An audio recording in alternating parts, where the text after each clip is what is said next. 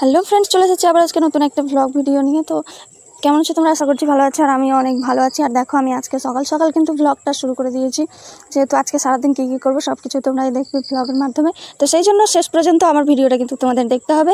আর নতুন হয়ে থাকলে আমার চ্যানেলটাকে সাবস্ক্রাইব করে বেল আইকন অন করে পাশে থেকো। তো দেখো, আমি এখন রেডি হওয়ার জন্য সব কিছু নিয়ে দেখছিলাম যে কোনটা ভালো লাগবে। আর এই গরমকালে না কি বলতে, ভারী জামা পরতে একদমই ভালো লাগে না, আর শাড়ি তো পরার ইচ্ছাই করে না, সেই জন্য আমি শাড়িটা খুব কম পরি। তো আমি কোথাও গেলে কুর্তি পরেই যাই। আর দেখো, আমি এখানে কুর্তি পরে রেডি হয়ে গেছি। আর রেডি হয়ে কপালটা খুব ফাঁকা ফাঁকা মনে হচ্ছিলো, তো তাই ভাবলাম ছোট্ট করে টিপ পরে নিই। মেন কথা হচ্ছে, গরমকালে না কিছু পরার ইচ্ছাই করে না, মানে টিপ বেশি সাজাগোজার ইচ্ছা করে না। এই গরমে, ভীষণ গরম, এত গরমে না বাইরে যাওয়াটা বলতে স্বাভাবিক না। মানে এত রোদ্রে যাওয়ার সময় না একদম মনে হয় যে কী থেকে কী হবে এত রোদ্দুরে। আর এই গরম পড়ে না অনেক মানুষই মারা গেছে। আর গরমে না মানুষ সবারই কিছু না কিছু হচ্ছে, জ্বর সর্দি কাশি। যেমন দুদিন আগে আমার কাকিমার জ্বর হয়েছিল, হসপিটালে ভর্তি ছিল।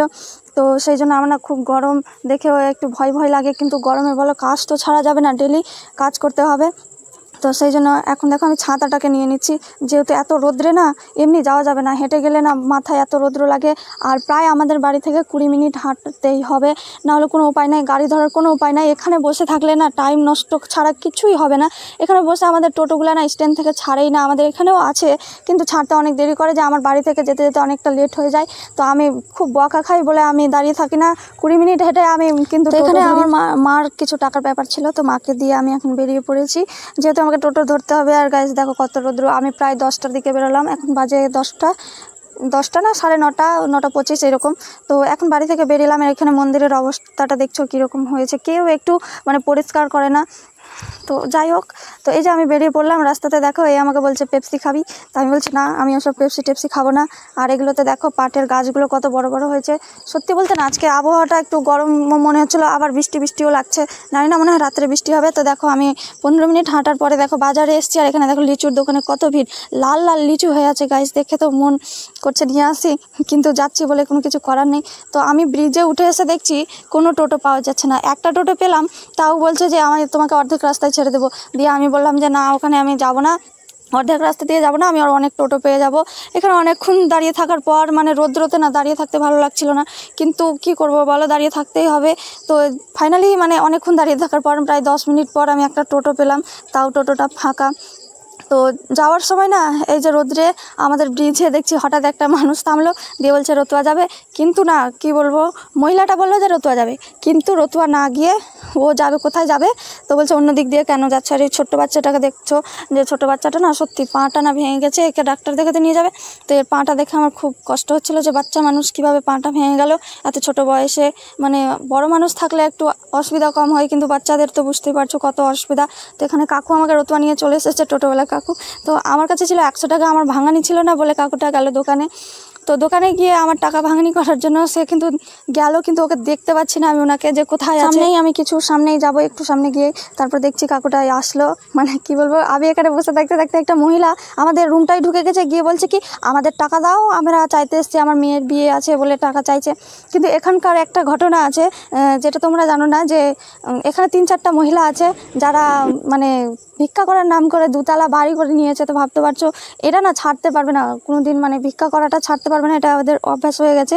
আর আমরা বলছি বারবার করে যে আমরা স্টুডেন্ট, আমাদের কাছে টাকা নেই, তাও একদম জোর করে বলে দাও দাও করে একদম ঢুকে গেছে ভিতরের দিকে।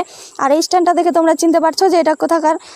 গাইস, তোমরা কোথাকার যদি কেউ রতুয়ার হয়ে থাকো তো আমাকে কমেন্টে অবশ্যই জানো। আর এখানে দেখো বাইরে দেখছি যে তালকুর দাদা বসে তালকুর বিক্রি করছে। তো আমিও 3-4টা তালকুর নিলাম। এখন তালকুরের দামগুলো জানো অনেক। তো বাড়ি এসে দেখছি যে টিভি খারাপ হয়ে গেছে। মানে কালকে থেকে আমাদের বাড়িতে ইলেকট্রিকের কাজ চলছিল। তো এখানে একটা দাদা আছে আমাদের, তো দাদা ইলেকট্রিকের কাজ করে সব কিছু ঠিক করেছিল, তো টিভিটাই শুধু ঠিক করতে বাকি ছিল। আর এত গরমে বাড়ি এসে না ইচ্ছা করে না যে কিছু করি। তো দিয়ে আবার আমি কিছুক্ষণ ঘুমিয়ে টুমিয়ে খাবার খেয়ে বেরিয়ে পড়লাম। কোথায় বেরিয়ে পড়লাম দেখো, যে মানে আমার শুধু বাড়ি থেকে বেরোনোর কাজ, ঘোরাফেরা ছাড়া কোনো কাজ নেই। আছে শুধু বাড়িতে থাকলে রান্না বান্না।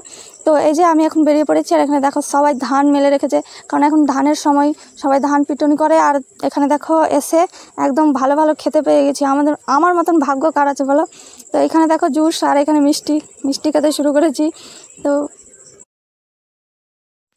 আর এখানে দেখো জুস আর মিষ্টি খেতে খেতে মানে গরমটা তো অত্যাধিক, আমি বললাম যে খুব গরম, আর গরমে একটু ফাজলামো মারছিলাম, দিয়ে মা বলছে ফাজলামো মারছিস, তুই ফাজলামো মারছিস, এগুলো কী করছিস? আর ভিডিওর সামনে দেখছি একবার জুসটি খাচ্ছি, আবার দেখছি আবার খাচ্ছি। না সত্যি বলতে না, মানে সবার একসাথে খাওয়ার মজাটাই আলাদা। তো সেই জন্য আমরা মাঝে মধ্যে এরকম আমরা সবাই মিলে খাই, মানে জুস খাই বা আর কিছু মানে যেমন গ্রুপ মিলে আমাদের ছোটোবেলা কেমন ছিল যে বন্ধুদের মধ্যে পার্টি হতো, মানে ছোটো মোটো পার্টি, এখন নিজেদের মধ্যে করি। এখন তো আর বন্ধু বান্ধবকে পাওয়াই যায় না, সময়টা এমন হয়েছে না যে কেউ কারো পাশে নেই। বসে থাকতে থাকতে দেখছি হঠাৎ বৃষ্টি চলে আসলো, ঝমকে বৃষ্টি চলে এসছে।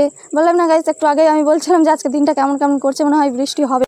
এভাবেই তোমরা আমার পাশে থেকে অনেক অনেক ভালোবাসা দিও। দেখা হবে নেক্সট কোনো ব্লগে। আজকের মতো এখানে ভিডিওটা শেষ করলাম। ভালো লাগলে like comment share and subscribe করে দিও। তো চলো গাইস, তোমরা বৃষ্টি দেখো।